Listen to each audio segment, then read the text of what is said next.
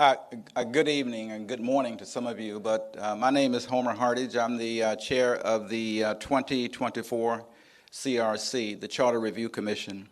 Today we are holding a press conference along with our chairs to discuss our work of the last, I don't know how many months now, almost 9, nearly a year is the way it feels. But I first want to welcome the media and our staff that's helped us put this all together, our attorney, Mr. Vost, and behind me are the chairs of our committees. It is my distinct honor to address you this morning. The Orange County Charter Review Commission meets every 4 years. We are commissioned to review every aspect of Orange County's government. That goes for the way departments work, the way the commissions work, the way the mayor's office work, and all the entities in between. I'm here to announce today that we have accomplished that mission. 15 citizen representatives were appointed by your elected officials and the mayor to represent you on this commission. Those members were myself, Homer Hartage, I served as chair. Lee Shower served as vice chair. The other members were Dottie Nguyen, Mark Aries, Angela Della Patella, Tom Callens, Chuck O'Neill, Cynthia Riley, and Eugene Staccato, Beverly Weinsberg, Dick Batchelor, Richie Bagla, Eric Grimmer, Alicia Addison Prophet, and Erica Jackson. Together we use research, professional advisors, and input from the public and governmental officials to come to conclusions about what items to recommend for the ballot. These ballot initiatives cover issues related to transportation, Orange County's green space protection, affordable housing, citizen petition initiatives, and financial accountability for the county. Should these ballot initiatives be approved by the voters in the November election, they would represent the most fundamental change to Orange County's government in decades. The Commission has conducted over 20 meetings of the full CRC and numerous meetings of individual committees. These meetings have been open to the public. We've held meetings in every commission district, and we've endeavored to listen to the citizenry, governmental officials, consultants, and any concerned persons related to issues.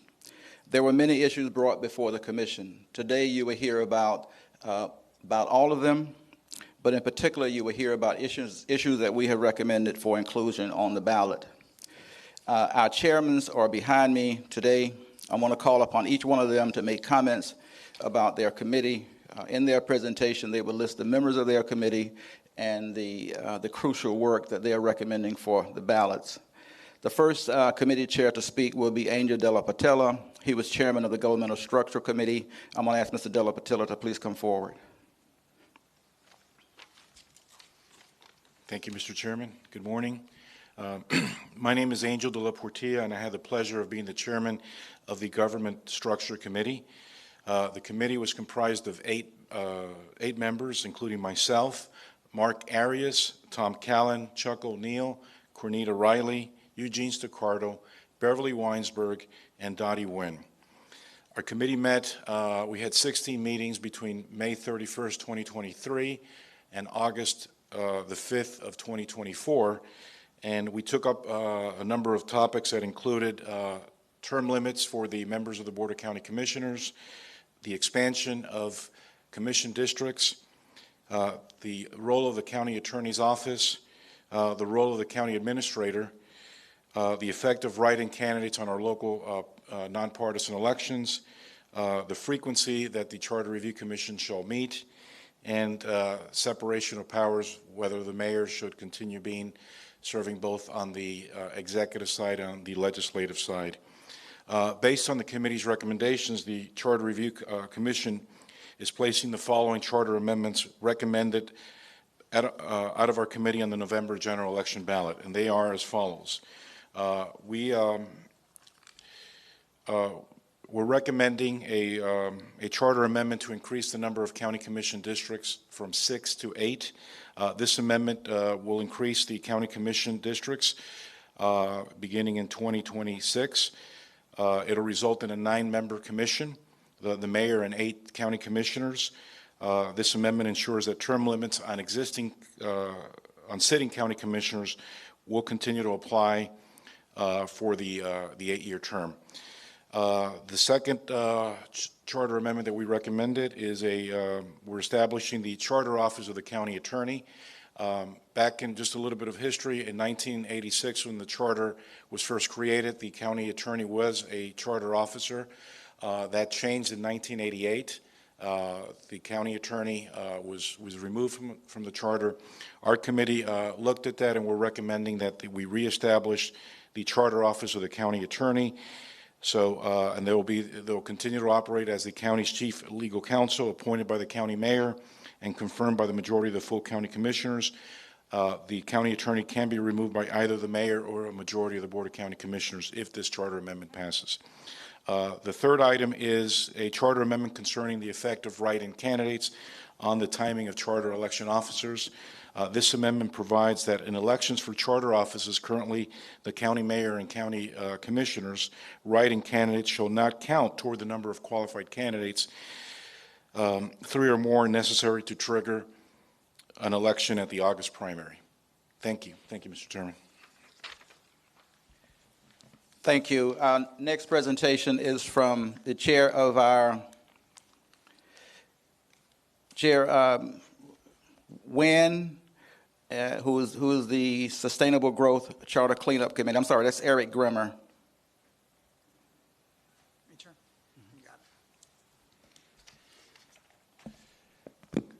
Good morning, everyone. My name is Eric Grimmer, and I'm the chair of the Sustainable Growth and Charter Cleanup Committee. My fellow committee members were myself, Tom Callan, Dick Batchelor, Eugene Staccardo, Rishi Baga, and Chuck O'Neill. The committee researched and studied the following topics: Affordable Housing Trust Fund Amendment, establishment of a rural boundary, charter cleanup, wetlands protection, county protected lands, including parks and environmentally sensitive lands, and the adoption of a fiscal sustainability analysis tool. Based on the work of the committee, the Charter Review Commission is placing the following charter amendments recommended by our committee on the November general election ballot. 1, a charter amendment requiring the continued existence of the Affordable Housing Trust Fund. The amendment requires that the continued existence of the Affordable Housing Trust Fund used to create and preserve affordable housing in Orange County. The trust fund may be funded by fees from new commercial and residential development and all other sources as directed by the County Commission.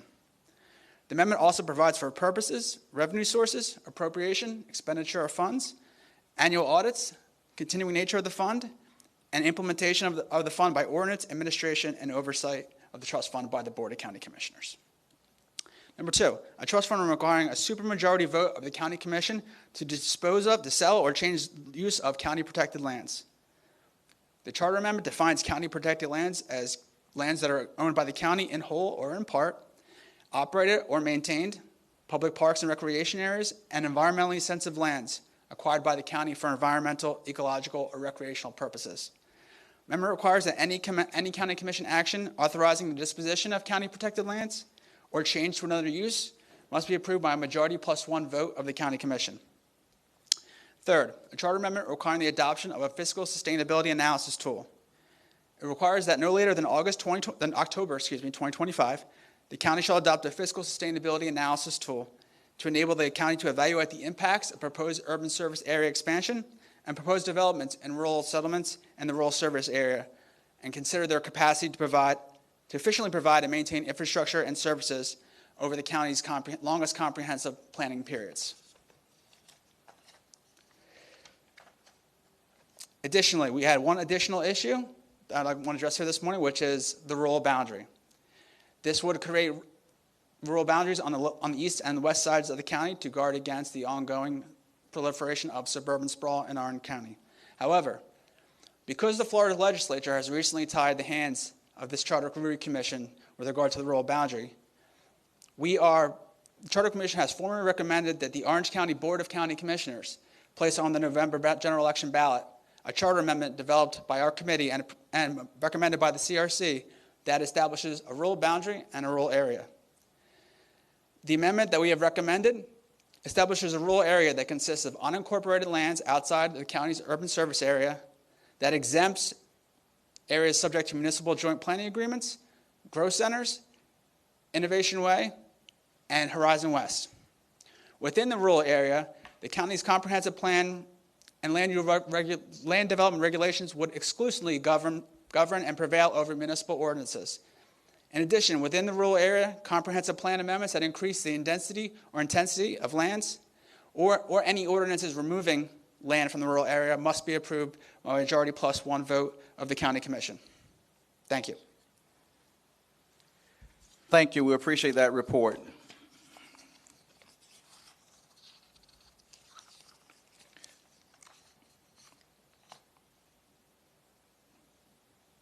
We're now going to ask for Chairman Nguyen to come forward, please.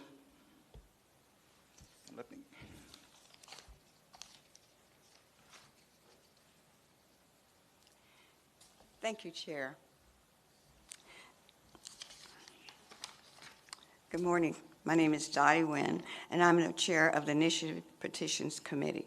The committee is comprised of 6 members, including myself, Mark Arias, Erica Jackson, Chuck O'Neill, Eugene Staccato, Alicia Adamson Prophet.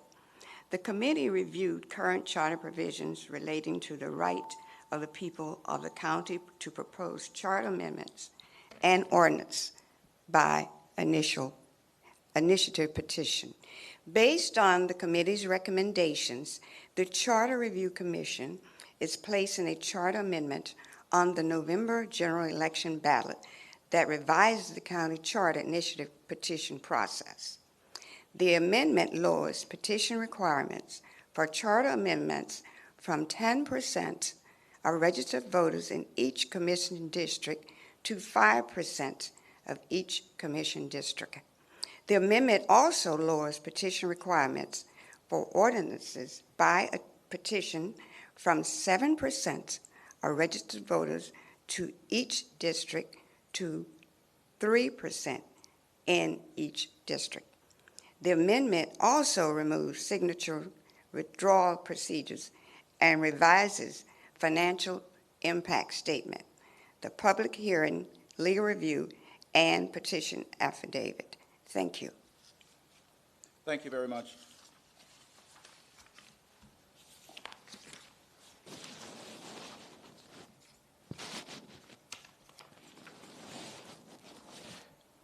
We'll now ask Member Addison Prophet to come and make a presentation. Alicia Addison Prophet.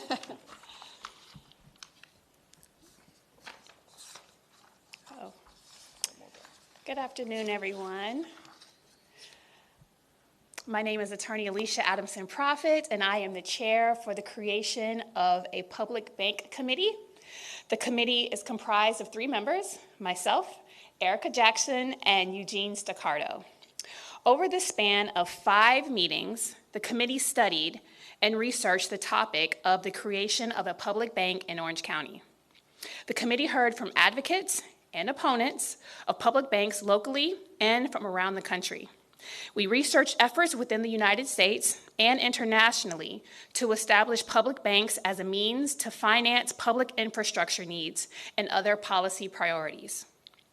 Ultimately, based on the committee's recommendation, the Charter Review Commission voted unanimously to recommend no changes to the charter relating to the creation of a public bank.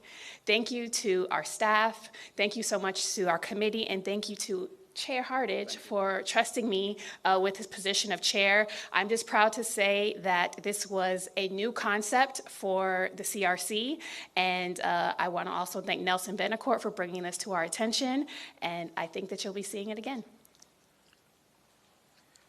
Thank you. I want to add to that. We had 2 really new issues that came before the board. One of them was the creation of a public bank, which did not make it as a ballot initiative. The second one was transportation.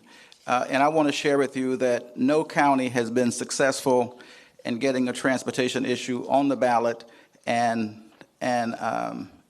approved and enacted by the voters. So we have a very unique opportunity to place something on the ballot that could put the county on the path not just to start to relieve our transportation issues, but to make us the leader in transportation mobility innovation.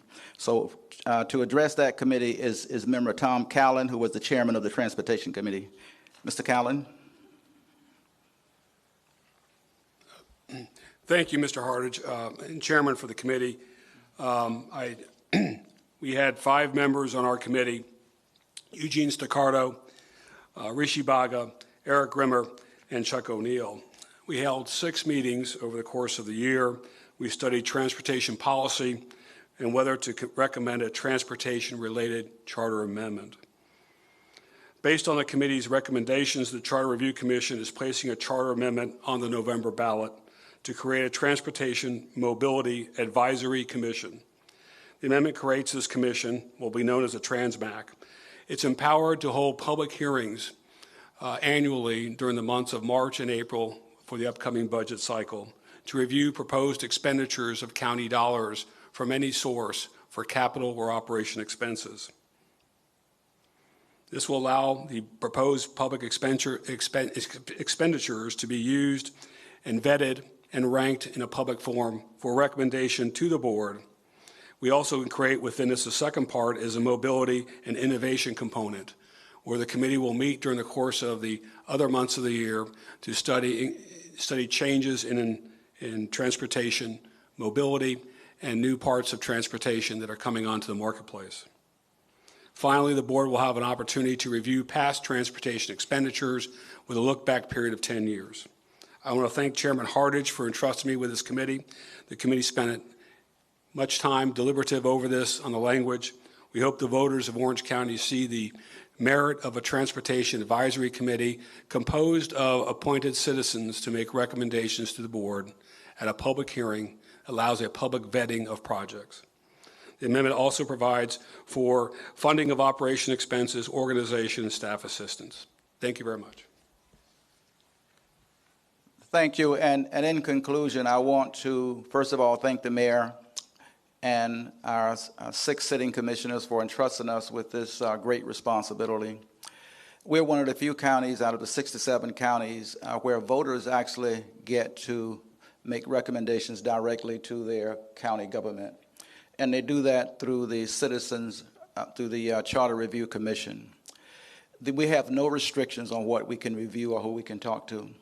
But unique in our charter is that the Charter Review Commission does not have to have its decisions approved by any elected body, whether that be state or county. We do get to carry items directly to the ballots. So the items that have passed through our full CRC will be presented to the supervisor of elections. He will then place those items on the ballot for voter consideration. If the voters approve these, then they will automatically become part of the county's charter. That is unique, and I thank local government for entrusting us with that.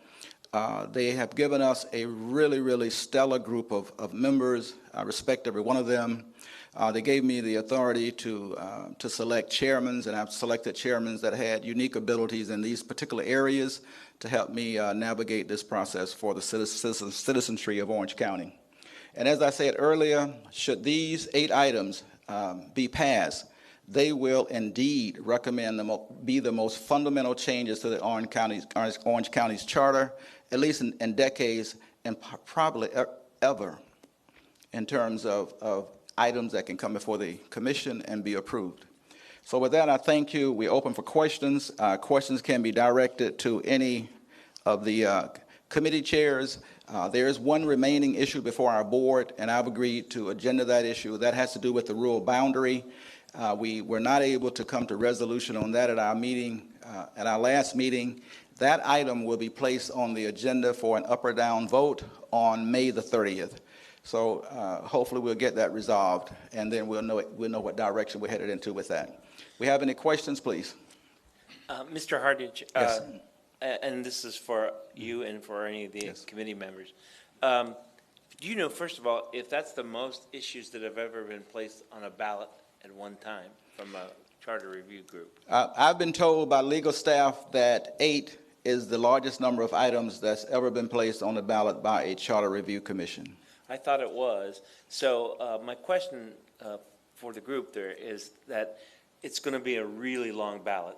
So, famously, one of the issues that was on the last, from the charter review group last time, was the last issue on a very long ballot, and it passed overwhelmingly. But do you think it's difficult for the voter to educate themselves about those many issues, plus know who the candidates are? And Well, first of all, that is a very good question, but we have to trust the voters. These are issues that were brought to the committee by voters, by citizens in these communities. So we're going to rely on them to come and support the issues that they see as important to them and to their communities, and items that they see as important to this county. So we trust the voters. Historically, voters have read the ballot initiatives. And the stats say that they're spending more time reading the ballot initiatives than they are reading the candidate issues. So we know that they're interested in these issues, and we've done our very best to survey the county and bring up issues that the community has shown a dramatic amount of interest in. And I do believe they're going to read them. How they're going to vote on them, we don't know. But in terms of them being seen by the voters, I don't think that's something that we have to worry about at this point. I was going to let somebody else. Okay. Well, that's a good answer, and I saw everyone mostly nodding their heads there. Is there one issue here that you think is more important than any of the others? Well, here's what we did in our last meeting, just so that as members we were truly transparent and that we did not weight issues based on where they appear on the ballot. We actually use a lottery system to decide what issues would be 1st through 8. In terms of what issue is the most important, that really depends on where you stand in the county. To some people, the rural boundary is going to be more important. To others, the initiative ballot issue is going to be important. To others, protecting our green space is going to be important. So I think it's a constituency-driven issue. But I don't know if there's any one issue that sticks out more than the other. I can tell you which one garnered the most attention. That was the rural boundary. That generated the most attention. I think at our last public hearing we had 50 cards of speakers. So obviously that has a lot of pull. The question is, are we legally in a position to do what we would like to do? I'll just tell you guys thanks, because I think that these discussions have been really tremendous, especially with the subcommittee. So I don't have any other questions. Thank you. I'm going to see, is there any other members that would like to address that last question? Okay. All right, thank you. Any further questions? Well, we thank you all here, and you play an important part in us getting the message out to the citizenry so they'll know exactly what we are proposing, and they have the best opportunity ever to make changes to their government. We appreciate it. Thank you. May God bless.